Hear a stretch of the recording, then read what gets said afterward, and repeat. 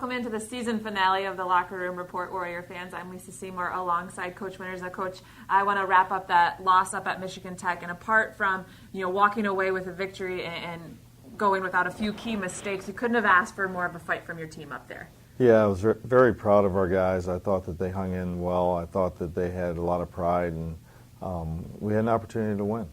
You absolutely had an opportunity to win, and talk about some of those key turnovers. Obviously, the 3 interceptions and the key turnover late in the fourth quarter that set up possibly a game-winning drive, but you couldn't finish. So just talk a little bit about some of those great plays and some of those bright spots up there. Well, it starts, I guess, with Evan Verrett. He had a fantastic career, and even in the last game, he was out there making plays and just, game-changing plays. So we're really excited about that. I thought Dave Churchwell made a nice interception, Jamil Williams also, and Greg Haase forcing that last fumble.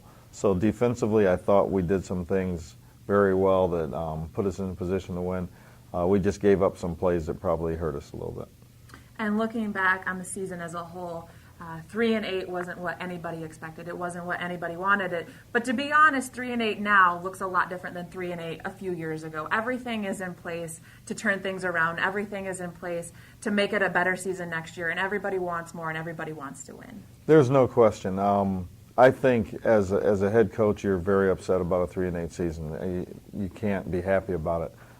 You're happy with some of the talent that you've brought in and the depth that you have and the competition that you have. I think that we're going to challenge these guys, our young men, to improve, and we need to maybe be a little bit more unselfish and a little bit more let's go team and get this thing turned around. And talk a little bit about the GLIAC this season. Perhaps it's really telling about how much the bar has risen in this league.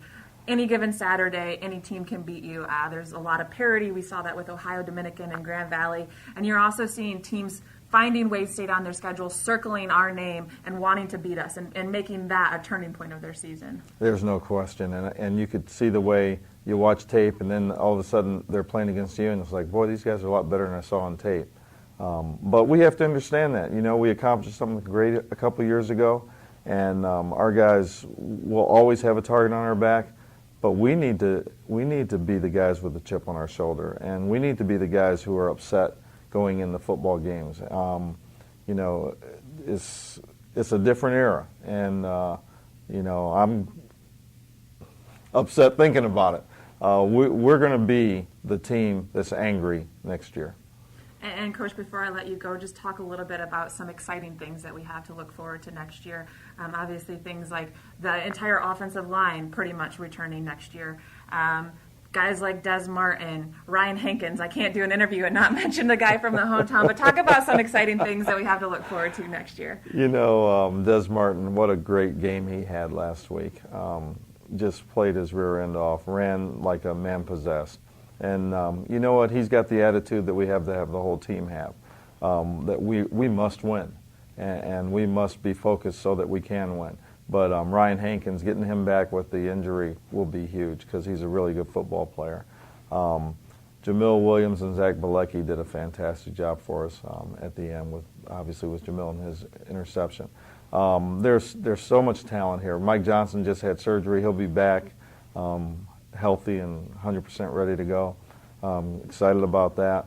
We've got some young guys to talk about, Romello Brown and some of the other guys that are good football players that have been working very hard and, just one opportunity.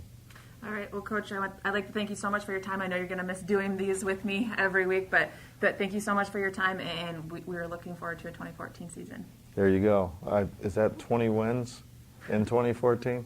I don't think we can get that many, but maybe 14 wins. 16?